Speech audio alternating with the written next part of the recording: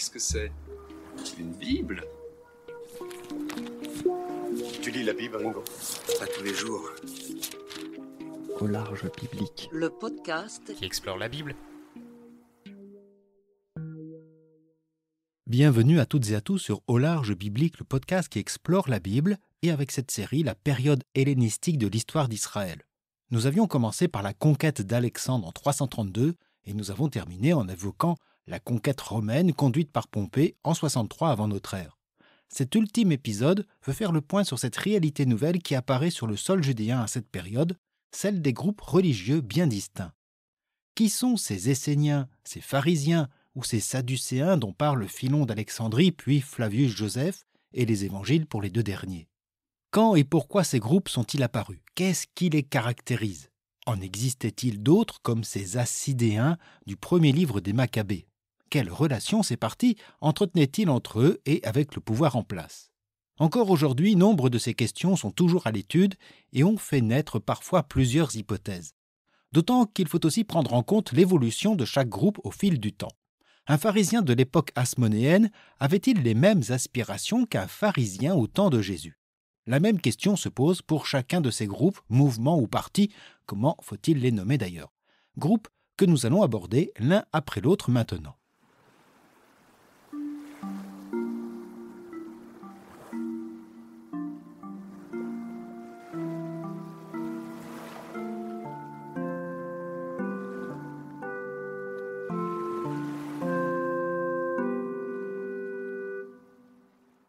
La diversité du judaïsme n'est certes pas nouvelle, comme nous l'avons entendu avec la série sur la période perse, qui voyait s'opposer les tenants d'un judaïsme pur et dur, essentiellement venu de l'intelligentsia de la diaspora, la Gola de Babylone, contre les gens du pays. Pour le résumer grossièrement, sans doute que ces opinions diverses avaient plus de nuances. Cependant, avec Esdras, l'édition de la Torah semble avoir produit un véritable consensus. Elle fut aussi acceptée par les Juifs de Samarie. Aussi, à la fin de la période perse et au début de la domination hellénistique, au temps des Lagides, le judaïsme du Second Temple ne semble pas subir de grandes divergences. La traduction grecque de la Torah hébraïque a certes demandé, fort probablement, l'aval des autorités religieuses du Temple, mais sans que cela ne pose problème. Dans les écrits du 1er siècle de Philon et de Joseph, le rôle des partis religieux apparaît sous la dynastie des Hasmonéens. Auparavant, il n'est nullement fait mention d'eux, pas même dans les livres des Maccabées. Par contre, ces derniers montrent l'existence d'un groupe nommé les Assidéens, en grec Assidaioi, et présent au début de la révolte de Mattathias, quand celui-ci autorisa la prise d'armes pour se défendre le jour sacré du sabbat. Le texte dit à leur propos, au chapitre 2 du premier livre des Maccabées, « Alors se joignit à Mattathias le groupe des Assidéens, hommes vaillants en Israël et tout ce qu'il y avait de dévoué à la loi. » Ils sont également cités par 2 fois au moment de la nomination d'Alkim comme grand prêtre en remplacement de Ménélas. Je vous renvoie à l'épisode 3 de cette série. Bref, selon ces textes, le groupe des Assidéens apparaît avec l'imposture que constitua la nomination de Ménélas comme grand prêtre. Après le crime commis le jour du sabbat, ils entrent alors en résistance aux côtés de Mattathias et Judas Maccabée. Le mot grec « assidéen » pourrait provenir de l'hébreu « chassidim », signifiant « les hommes pieux », traduit souvent par le mot « les fidèles ». Il pourrait s'agir d'un groupe non constitué en tant que tel, du moins avant la révolte maccabéenne, fidèle à la Torah et probablement proche du temple et de l'ancien grand prêtre sadocite Onias III. Effectivement, lorsque Ménélas fut évincé pour être remplacé par un prêtre non sadocite Alkim, certains de ces Assidéens quittèrent la résistance maccabéenne pour revenir à Jérusalem, pensant que l'outrage était enfin effacé. Mal leur en prit, Alkim les reçut pour mieux les exécuter, selon le chapitre 7 du premier livre des Maccabées. Les Assidéens crurent Alkim et pourtant, il fit appréhender 60 d'entre eux et les fit périr en un seul jour. Par la suite, aucun texte ne fera référence explicitement à ces Assidéens. Certains voudraient y voir l'origine des futurs Esséniens en raison des assonances entre les termes. Une autre hypothèse les rattache plutôt aux pharisiens, tandis que d'autres y voient un même mouvement qui aurait donné naissance à ces 2 groupes.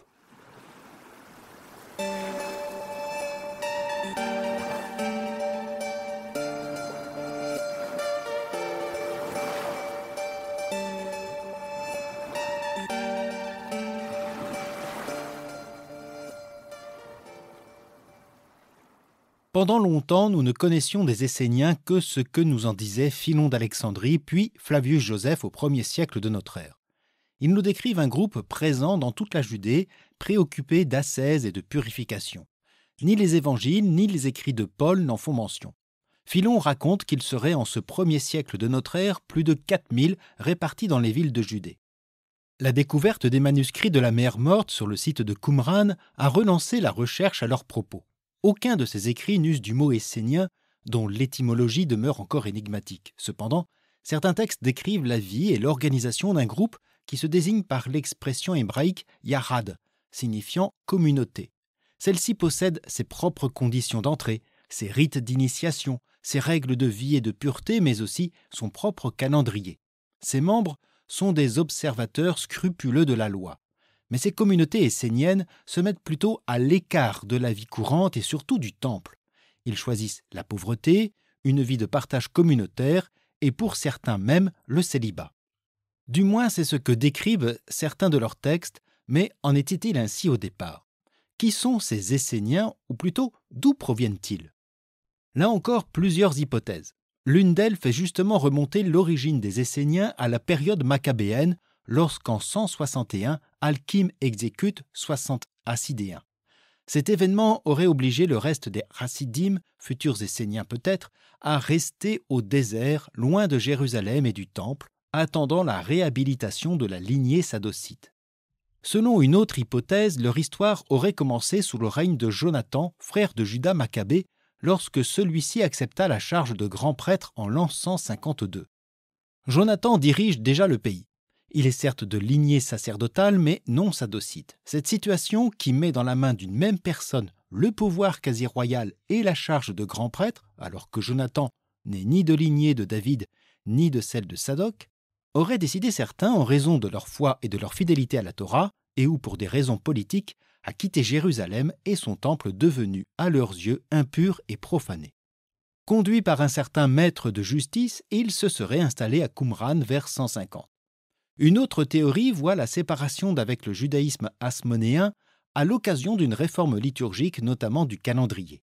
À l'origine, les Esséniens auraient fait partie du même groupe que les pharisiens. Alors que le mouvement pharisien accepte la réforme du temple, probablement sous Jonathan, certains d'entre eux, en désaccord, considérant le temple perverti, se mirent à l'écart pour poursuivre l'ancienne liturgie. Au fur et à mesure du temps, ils vont développer l'importance de la vie communautaire, de la sanctification personnelle et se nourrir d'une littérature apocalyptique et messianique. Ces hypothèses ici évoquées et résumées demanderaient à être traitées lors d'une série spécifique du podcast, notamment leur lien avec les pharisiens.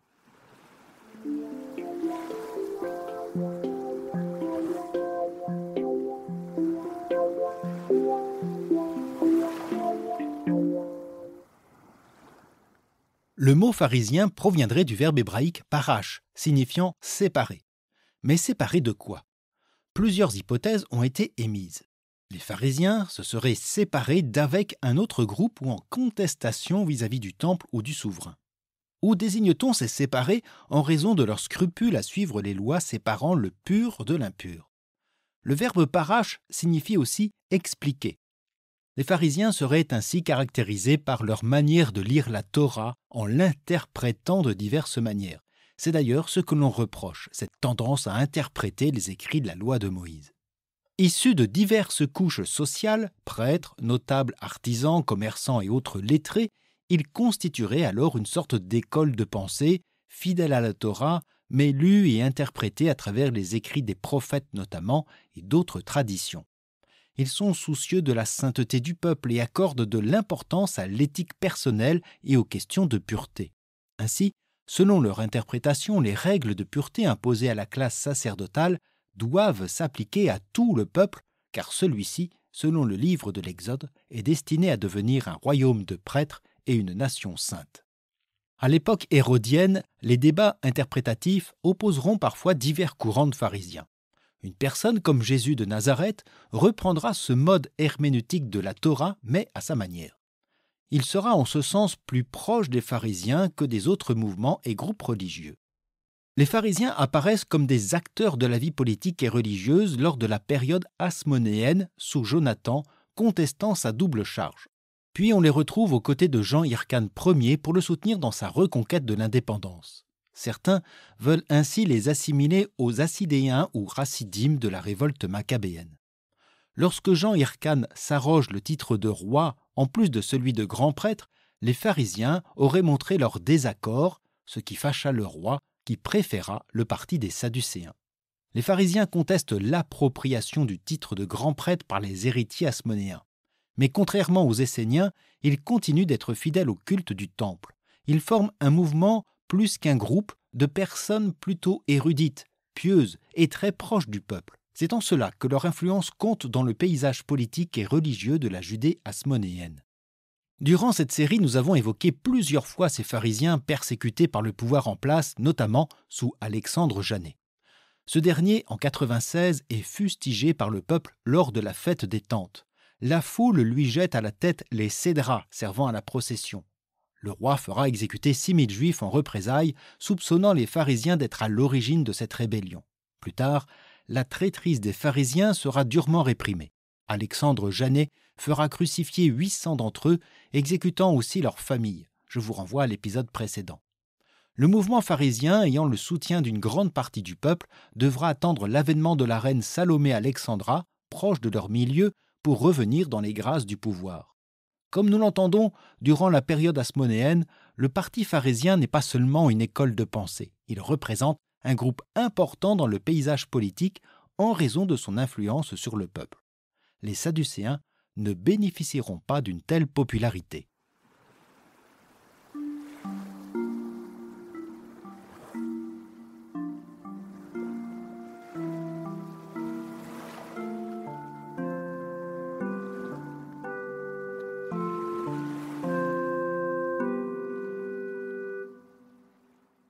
Les Sadducéens sont peut-être le groupe religieux dont nous en savons le moins.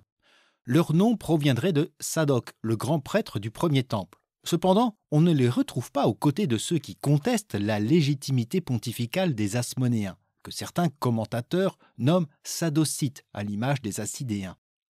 Au contraire, les Sadducéens constituent un ensemble de catégories sociales dirigeantes issues de l'aristocratie jérusalémite, des fonctionnaires et des prêtres du temple.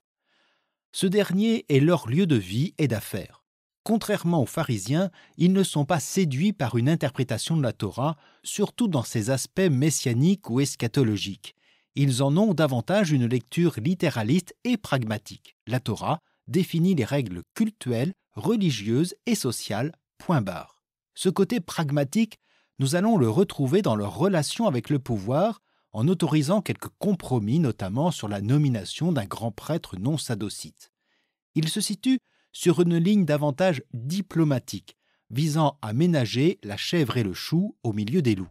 Il voit ainsi d'un mauvais œil les clans et les mouvements qui risqueraient de mettre à mal l'équilibre politico-religieux, qu'ils soient pharisiens, esséniens ou autres.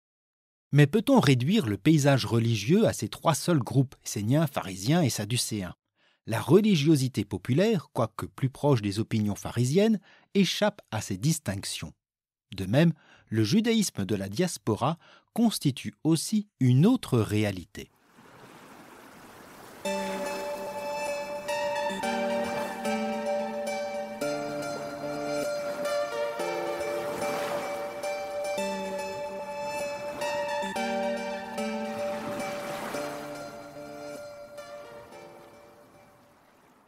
Au milieu des partis et des groupes qui s'opposent ou s'allient au règne des Hasmonéens, il est une réalité que nous devons rappeler. Le judaïsme ne se limite pas à la Judée. Depuis la ruine du premier temple de Jérusalem en 587, l'exil en Babylonie a vu le développement d'une importante diaspora juive.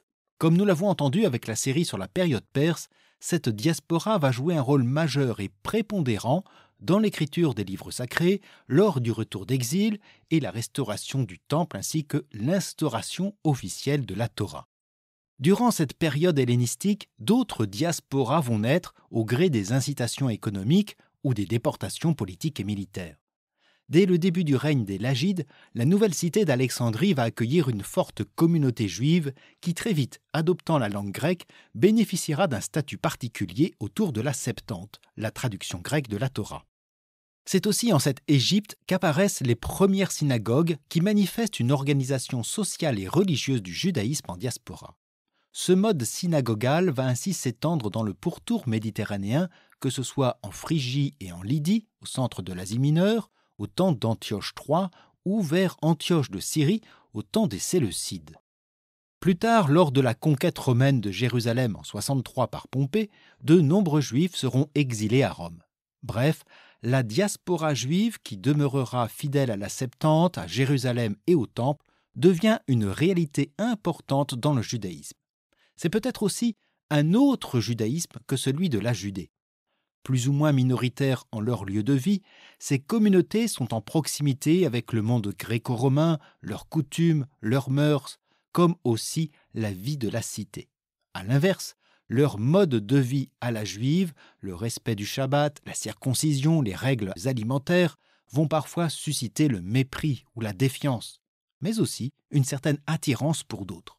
C'est à la période hellénistique que commencent à apparaître des adeptes du judaïsme issus du monde païen, même si ce phénomène reste encore marginal.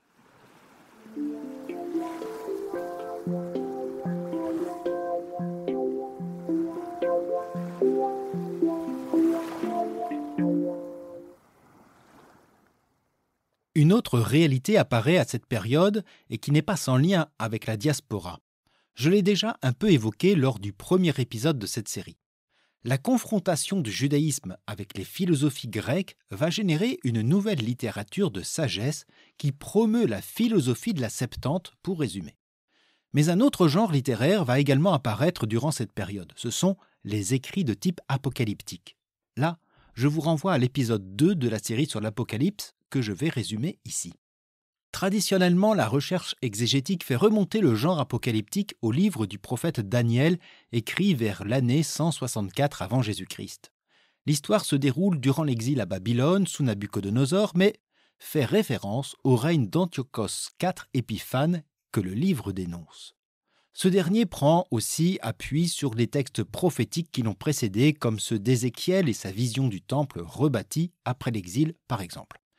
C'est donc à cette période que va apparaître le style apocalyptique. On l'observe aussi dans le milieu égyptien, toujours dans un but de valoriser les racines égyptiennes face à la pression de l'hellénisation.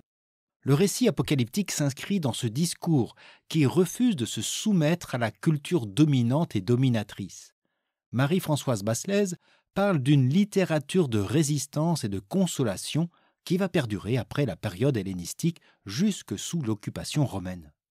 Le style apocalyptique valorise l'identité juive et la foi au Dieu d'Israël face aux oppressions politiques et religieuses. Son genre particulier va en ce sens et emprunte un langage imagé, mystérieux, qui renvoie le lecteur à un avenir meilleur, assuré du jugement et de l'intervention divine ou d'un Messie. Cette littérature apocalyptique se distingue de l'habituelle conception cyclique du temps et de l'histoire. Dans cette dernière, toute perturbation est réparée pour revenir à un état quasi identique à l'origine. Le sens linéaire de l'histoire apocalyptique insiste davantage sur son déploiement, sa fin, c'est-à-dire un accomplissement que Dieu seul connaît.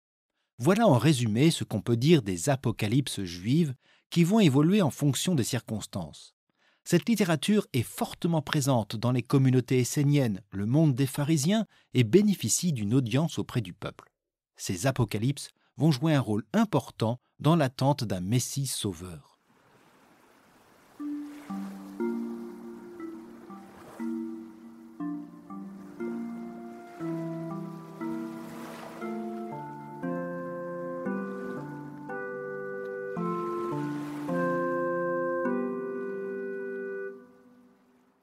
Avant de conclure, il me faut aborder dans ce paysage hellénistique et hasmonéen la place de la Samarie. Car ne l'oublions pas, la Samarie est une réalité du judaïsme. Ils sont les héritiers du royaume d'Israël, mais surtout, comme l'a montré la période perse, Sichem fut la capitale de cette partie de la Transeuphrataine au temps où Jérusalem était en ruine. Parmi les gouverneurs et les notables de Samarie se trouvaient des familles juives, comme majoritairement au sein de la population. Après une opposition entre ces gens du pays et les élites juives revenues de Babylone, la Samarie va accepter la Torah proposée par Esdras. Cependant, politiquement, la Judée et la Samarie représenteront deux entités géographiques différentes, dirigées chacun par un gouverneur. Une autre distinction va s'opérer avec la construction du sanctuaire samaritain. La datation exacte de celui-ci demeure sujette encore à débat. Elle a probablement eu lieu au temps des Lagides, entre l'an 323 et l'an 200. Si la construction d'un sanctuaire samaritain sur le mont Garizim a pu irriter les prêtres du temple de Jérusalem, nous n'en savons rien. Mais la réalité n'est pas nouvelle. Il a existé peu auparavant un sanctuaire juif concurrent du temple sur l'île d'Éléphantine en Égypte. De même, Onias IV, le fils exilé du grand prêtre Onias III, fondera son propre sanctuaire à Léontopolis, toujours en Égypte, vers 145, un sanctuaire qui n'aura jamais l'influence du temple de Jérusalem. Quelle que fût l'importance du sanctuaire samaritain, les relations avec la Judée ne montrent pas de conflit notable. Durant la révolte maccabéenne, Juda et ses frères trouveront refuge plusieurs fois sur le territoire samaritain. La Samarie, effectivement, doit aussi faire face à l'hellénisation du culte qui s'installe en son sanctuaire. La véritable crise qui va faire naître une réelle opposition entre la Samarie et la Judée advient avec le règne de Jean Hyrcane Ier, qui en l'an 108 détruira le sanctuaire du mont Garizim. J'en ai parlé lors du 4e épisode. Jean Hyrcane souhaite étendre son territoire et rassembler les peuples conquis au sein du judaïsme judéen, une ambition plus politique que religieuse. Mais les Samaritains, ou plus précisément l'élite politique et religieuse de Samarie, refusent d'abandonner le culte hellénisé depuis Antiochos IV.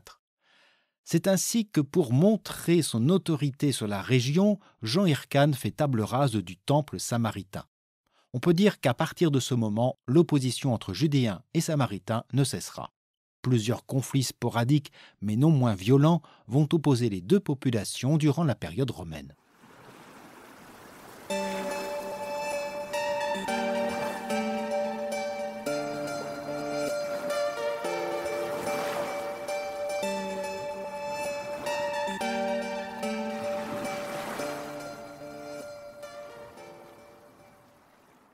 Tel est donc le paysage religieux lors de l'arrivée des forces romaines en Judée.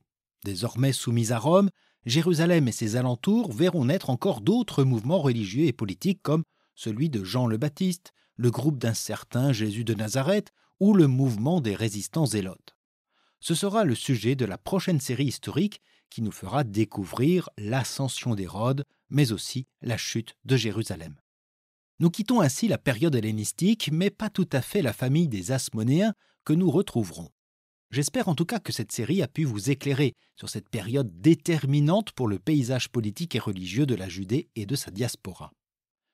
Je remercie particulièrement François, Corinne, Mathieu, Isabelle, Jean et Marie pour leur soutien. Si comme eux vous voulez aider à la diffusion des futurs épisodes, les liens vers les plateformes de financement Ko-fi ou Tipeee sont en note et sur le site aularge.eu.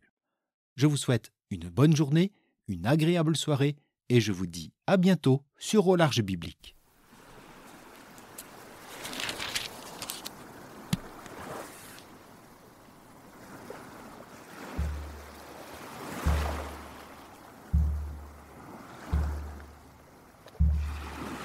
Au Large Biblique est un podcast créé et animé par François Bessonnet, prêtre et bibliste.